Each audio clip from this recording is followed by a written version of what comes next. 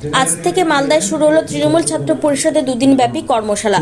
উত্তরবঙ্গের বিভিন্ন জেলা ও মুর্শিদাবাদের কলেজ ও বিশ্ববিদ্যালয়গুলি থেকে তৃণমূল ছাত্র পরিষদের নেতৃত্ব যোগ দিয়েছেন মালদার প্রস্তুতি সভা ও কর্মশালায়।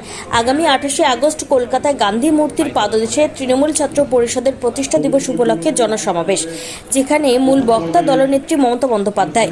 ঐতিহাসিক ওই সমাবেশের প্রস্তুতি একই সঙ্গে দুদিনের কর্মশালা শনিবার শুরু হলো মালদা কলেজ অডিটোরিয়ামে। এই প্রস্তুতি সভায় যোগ দেন রাজ্যের পরিবহন মন্ত্রী স্নেহাশিস চক্রবর্তী, তৃণমূল ছাত্র পরিষদের রাজ্য সভাপতি তৃণাঙ্কুর ভট্টাচার্য, প্রতিষ্ঠাতা সভাপতি বৈশ্যানর চট্টোপাধ্যায় প্রমুখ দলীয় নেতৃত্ব।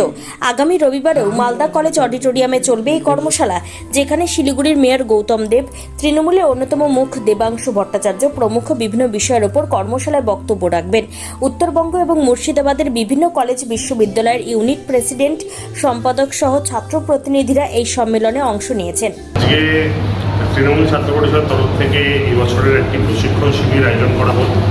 আমরা এর আগে ছোটো ছোটো করে প্রশিক্ষণ শিবির আয়োজন করেছি, কিন্তু এই সেন্ট্রালাইজভাবে প্রশিক্ষণ শিবির এই প্রথম, যেখানে আলিপুরদুয়ার থেকে কৃষ্ণনগর অবধি আমরা নির্বাচিত ছাত্র প্রতিনিধিদের নিয়ে এখানে একটা প্রশিক্ষণ শিবির করছি এবং বিভিন্ন বক্তাদের কিছু সুনির্দিষ্ট টপিকে তাদের নির্দিষ্ট সময় অ্যালার্ট করে করে আমরা ভাগ করে দিয়েছি যে কে কোন টপিকে কতক্ষণ বলবেন।